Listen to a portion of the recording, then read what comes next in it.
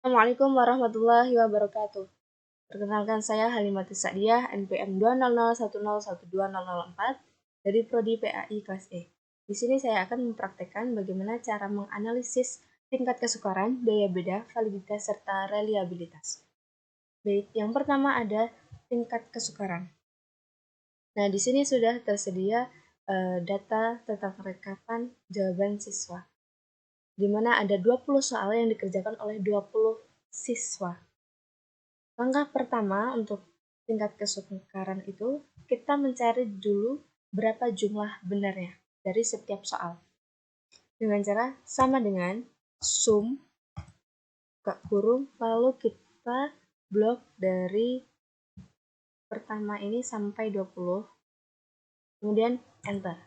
Nah, di sini sudah ada pada soal nomor 1, maka kita tinggal draft atau teruskan ke sampai 20. Nah, sudah didapatkan. Kemudian mencari hasil, yaitu dengan cara sama dengan jumlah benar dibagi dengan jumlah siswa. Jumlah siswanya ada 20. Kemudian kita enter. Kemudian kita langsung draft juga ke kanan. Dan selanjutnya adalah keterangannya. Nah, untuk keterangannya sesuai dengan ketentuan ini, ya. Jadi ketentuannya itu, maka rumusnya sama dengan if buka kurung, jika hasil ini kurang dari 0,30, maka itu soalnya pada tingkatan yang sukar.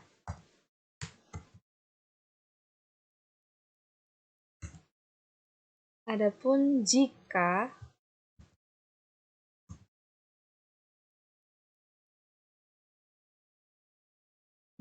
hasilnya lebih dari 0,70,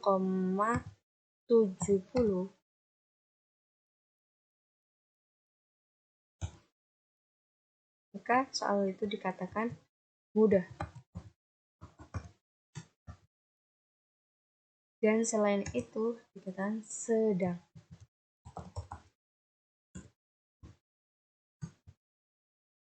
Kemudian kita tutup kurung di sini. Kemudian diklik enter. Nah, selanjutnya tinggal di draft ke kanan supaya yang lainnya mengikuti. Nah, sehingga didapatkan hasilnya.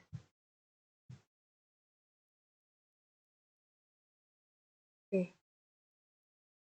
Nah, itu adalah cara untuk menganalisis tingkat kesukaran. Selanjutnya ke daya beda.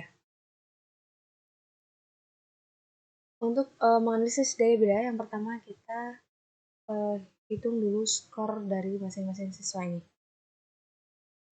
Caranya adalah dengan sama dengan sum,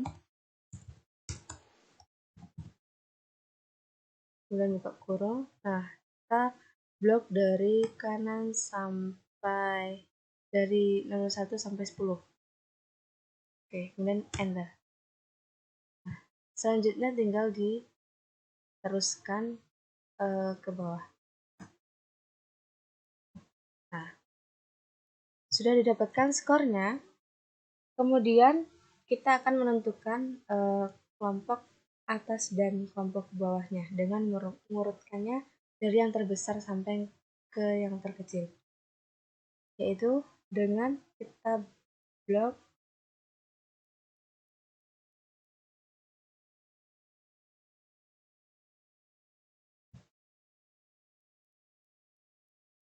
kemudian kita sort filenya dari yang terbesar sampai yang terkecil.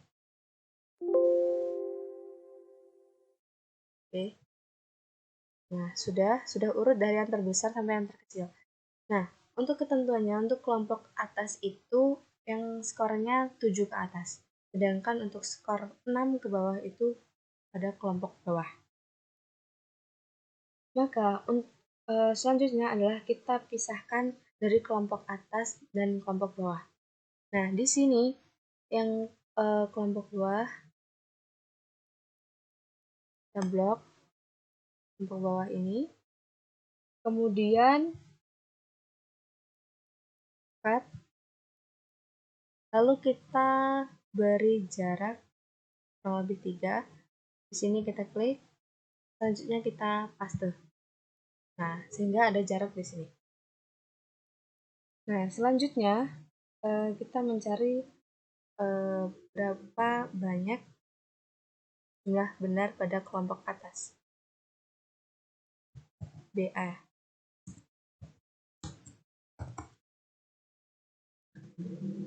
Nah, untuk BA ini fungsinya adalah sama dengan sum buka kurung kita blok dari atas ke bawah. Dan enter. Selanjutnya tinggal di drag ke kanan. Nah, sudah. Lalu begitu pun demikian dengan yang kelompok bawah. Rumusnya sama, yaitu sama dengan kemudian sum, lalu kita blok ini, selanjutnya enter, lalu diteruskan ke kanan. Sudah didapatkan. Kemudian yang selanjutnya kita tinggal menghitung daya bedanya.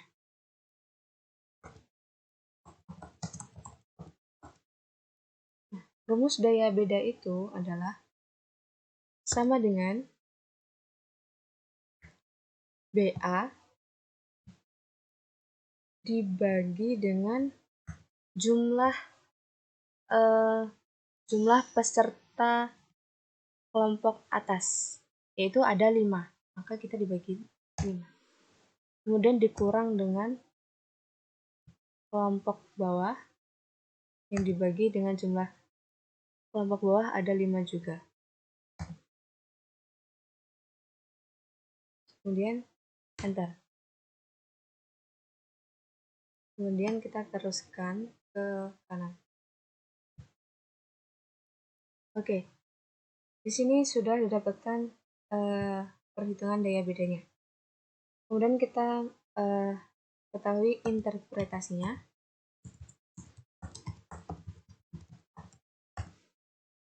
Dari ketentuan ini, yaitu ketika nilainya 0 atau di bawah 0,20 itu berarti jelek, jika 0 sampai 0,70 itu cukup, dan jika di atas 0,70 itu berarti baik. Ya, rumusnya sama dengan if daya beda jika kurang dari 0,20 maka itu dikatakan jelek. Sementara jika daya bedanya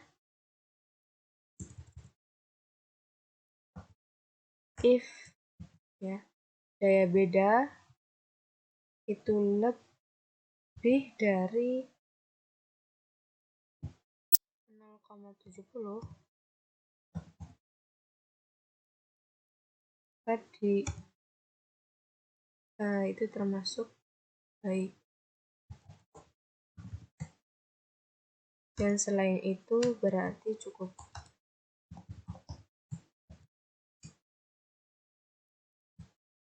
Oke, bentar. Tinggal di drag ke kanan. Nah, ya. Nah, inilah hasil dari penganalisan daya beda. Kemudian selanjutnya kita beralih ke validitas dan reliabilitas.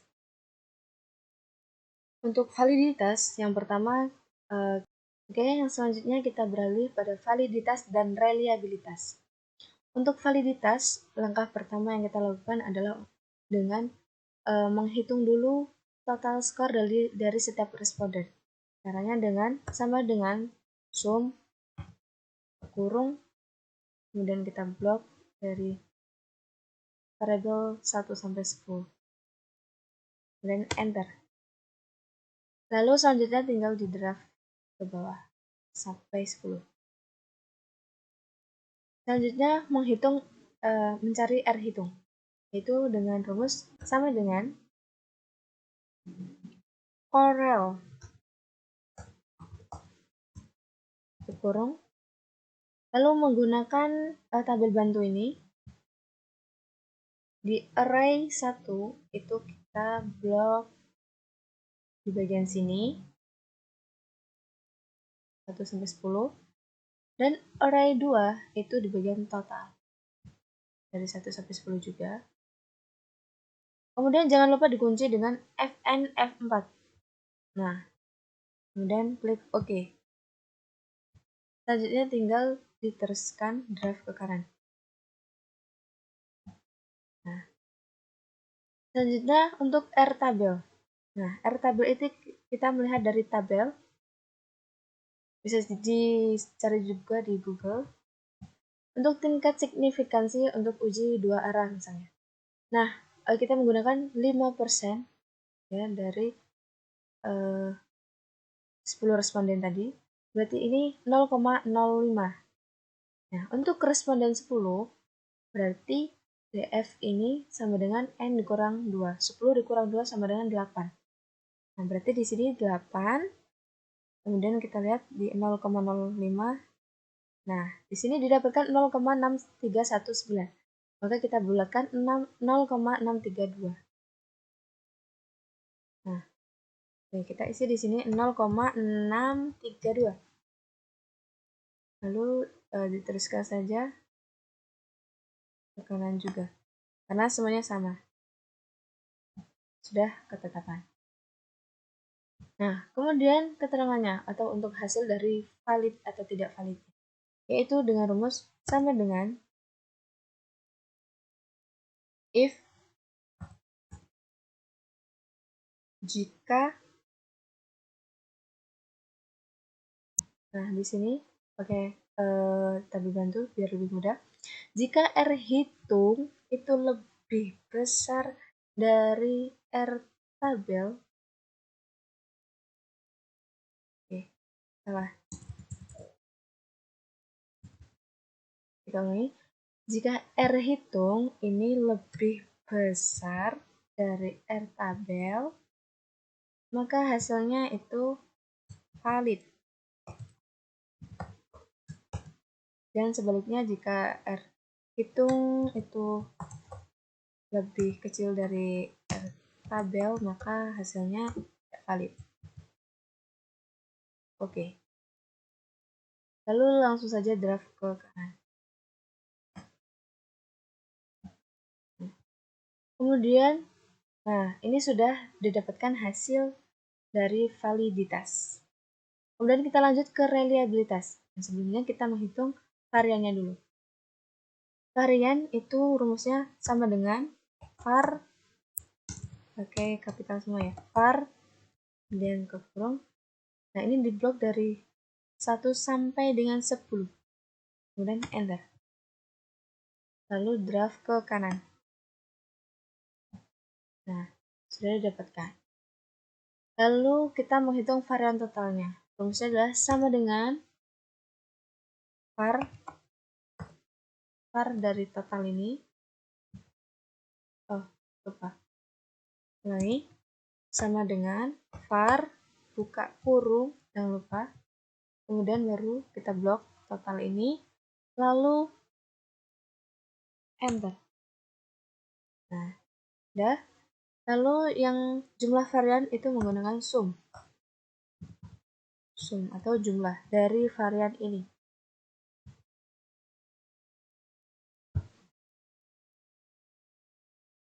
Dan enter. Nah, sudah didapatkan jumlah varian dan varian total juga. Langkah selanjutnya yaitu dengan menghitung nilai Cronbach-Alpha-nya.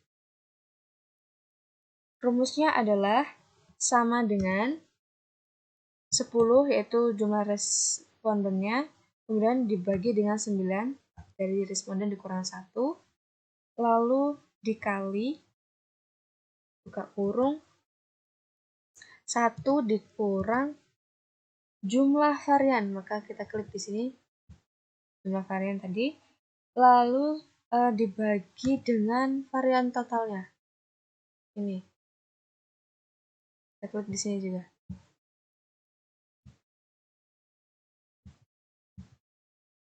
Nah, baru kita enter. Nah, sudah dapat nilai Cronbach-Alpha-nya. Kemudian langkah terakhir untuk reliabilitas, yaitu kesimpulannya. Rumusnya adalah sama dengan if buka kurung, kita pakai tabel bantuan lagi. If Cronbach-Alpha, di sini Cronbach-Alpha-nya itu lebih besar dari nilai acuan, maka hasilnya akan reliable.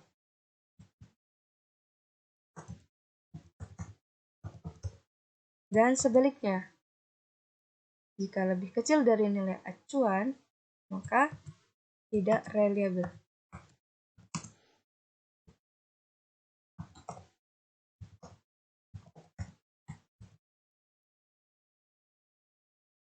Nah, dan didapatkan hasilnya tidak reliable. Jadi sesuai dari dasar pengambilan keputusan. Jika nilai Cronbach-Alpha-nya lebih dari 0,6 maka reliable, dan jika kurang dari 0,6 maka tidak reliable. Ya. Oke.